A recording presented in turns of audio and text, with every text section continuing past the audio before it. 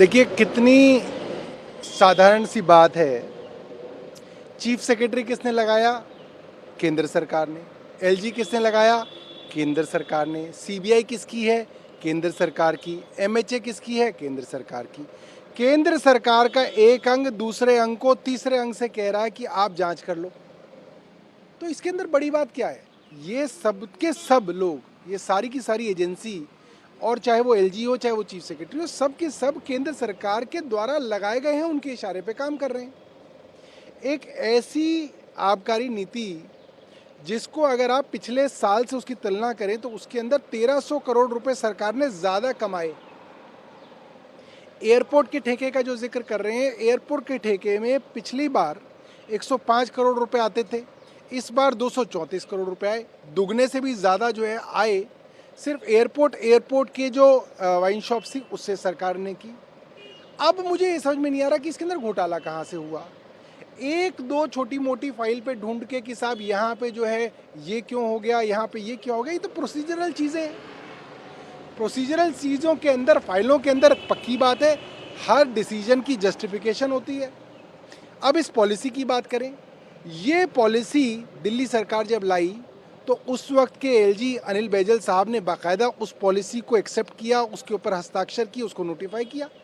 बिना किसी एलजी की रजामंदी के दिल्ली के अंदर कोई पॉलिसी नोटिफाई नहीं हो सकती। आपके एक एलजी ने वो पॉलिसी नोटिफाई करी, आपके दूसरे एलजी आके कह रहे हैं कि इसके अंदर भ्रष्टाचार हो गया। ये तो मतलब कि ये तो भारतीय जनता पार्टी का सीधा सीधा ये मामला है कि प्रधानमंत्री अरविंद केजरीवाल की बढ़ती हुई प्रसिद्धि से घबरा गए हैं। आज अरविंद केजरीवाल को हर शहर के अंदर लोग जानते हैं। विदेशों की सरकारें अरविंद केजरीवाल को बुला रही हैं कि आप विश्व पटल पे सारे दुनिया के शहरों को बताइए कि अपने शहर को, अपने राज्य को कैसे बेहतर कर सकते हैं। सरकार उनको वहाँ नहीं जाने दे रही है। तो कुल मिला के आज अगर प्रधानमंत्री जी को किसी से खतरा लगता है, राजनीतिक तौर पे कोई आदमी है जो उनको चैलेंज कर रहा है, जो उनका चैलेंजर है, वो अरविंद केजरीवाल है।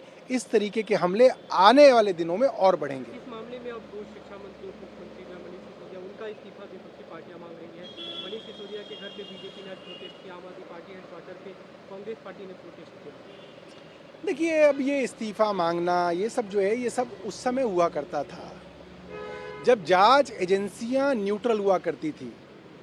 आज तो आपके जिसका मन करे आप उसके ऊपर जांच बिठा दें, जिसका मन करे उसको आप उसके घर से उठा लें, जिसका मन करे उसके घर आप छापा पड़वा दें, फिर आप कहें कि अब आप इस्तीफा दे दो। इनका बस चले तो हमारे 62 के 62 एमएलएज के ऊपर जांच बिठा दें और सबका इस्तीफा मांग लें, और फिर कहें कि अब सबका इस्तीफा हो गया, भारतीय जनता पार्टी जो है सरकार में।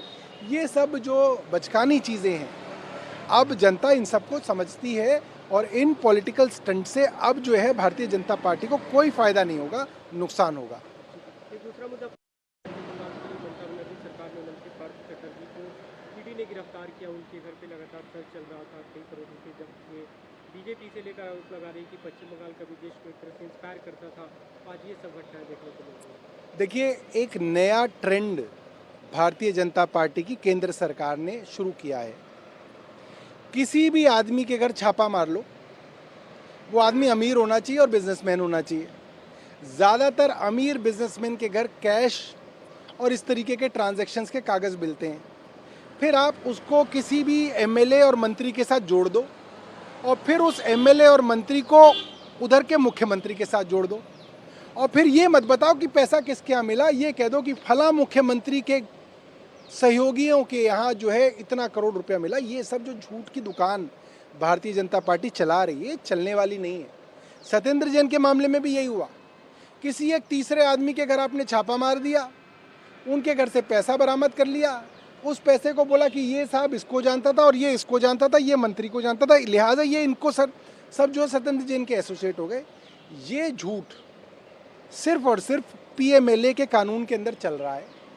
पीएमएलए एक्ट के अंदर, prevention of money laundering act के अंदर कुछ खामियां हैं जिसका फ़ायदा केंद्र सरकार उठा रही है। उसकी वजह से आप किसी को भी इस एक्ट के अंदर पकड़ लोगे तो उसके लिए बेल मिलना मुश्किल हो जाता है। इसीलिए केंद्र सरकार आजकल अपने सब राजनीतिक दुश्मनों को किसी ना किसी तरीके से ईडी के मामले में फंसाकर उनको उसके अंदर जो है जेल में डालने का काम कर रही है, ताकि महीनों तक उन लोगों को बंद किया जा सके और ये दिखाया जा सके कि देखिए साहब सब बेईमान हैं। ऐसा है बिल्कुल नहीं, सिर्फ एक कानून की कमी की वजह से भारतीय जनता पार्टी फ़ायदा उठा रही है।